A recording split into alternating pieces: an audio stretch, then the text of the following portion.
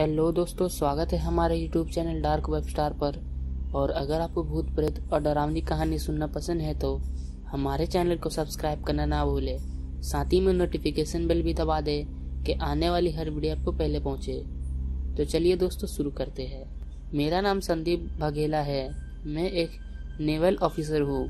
करीब 2 साल पहले की बात है। एक प्राइवेट सेमिनार अटेंड करने के लिए मैं अपनी पत्नी रूबी के साथ पोरबंदर गया था। तब कंपनी ने हमारे ठहरने का इंतजाम चौपाड़ी विला में किया था।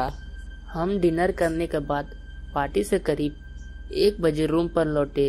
उसी रात मेरे साथ दिल दहला देने वाली हादसा हुआ था। यकीन मानिए, उस समुद्र किनारे बने विला गेस्ट हाउस पर मौत का तांडव होता है। दरअसल मुझे खिड़की से समुद्र किनारे कुछ हलचल दिखाई दी। शायद वहाँ कोई कपल झगड़ रहा था। मैंने देखा उन दोनों में लड़ाई होने लगी। शायद वो लड़की को बाल से पकड़कर घसीटे जा रहा था। मैं उसी वक्त खिड़की से कूदकर कुछ ही देर में उनके पास पहुंच गया। अमावस की रात थी तो वह काफी अंधेरा था। उनकी शक्ल दिखाई नहीं दे रही थी। मैं चिल्लाया कि क्या चल रहा है, पुलिस बुलाओ क्या। तब उन दोनों ने किसी का जवाब नहीं दिया। लेकिन कुछ देर बाद मुझे महसूस हुआ कि उधर खड़ा मर्द घूर रहा था और साथ खड़ी लड़की बस झटपटा रही थी। उस आदमी ने उसकी सिर और बाल दबोच रखे थे। अब मेरा पारा चढ़ चुका था। मैंने उसी वक्त बड़ा पत्थर हाथ में लिया और कदम आगे बढ़ाने लगा। मैंने ऐसा करना शायद मेरी बहुत बड़ी गलती थी। अगले ही पल मुझे एहसास हुआ कि उस औरत के पास खड़े जीव के धड़ पर सिर ही नहीं था। यह एहसास रोंगटे खड़े कर देने वाला था। मैंने उसी वक्त पत्थर उसके पैर की ओर फेंका।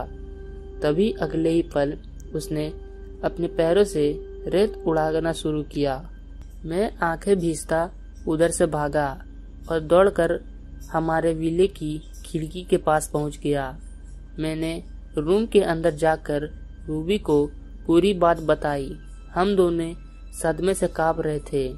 उस वक्त हमने समुंदर की ओर नजर दौड़ाई, लेकिन वहां कुछ नहीं दिखाई दे रहा था।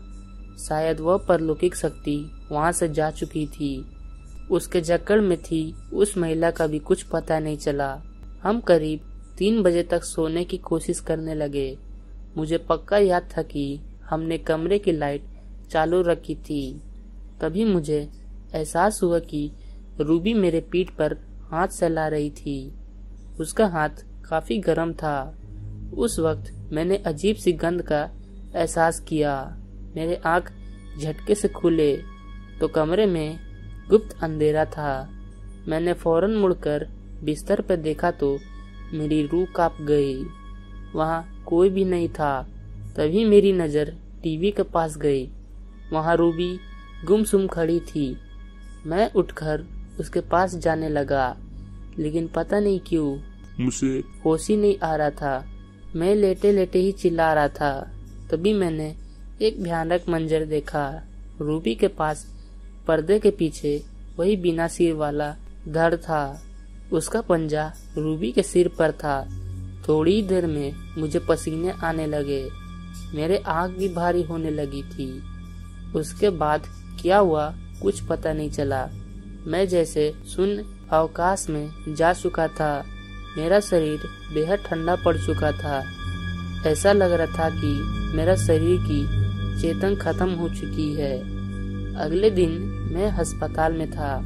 डॉक्टर ने बताया माइनर पैनिक होने के कारण तुम बेहोश हो गए थे। रूबी ने कहा रात में कुछ नहीं हुआ था।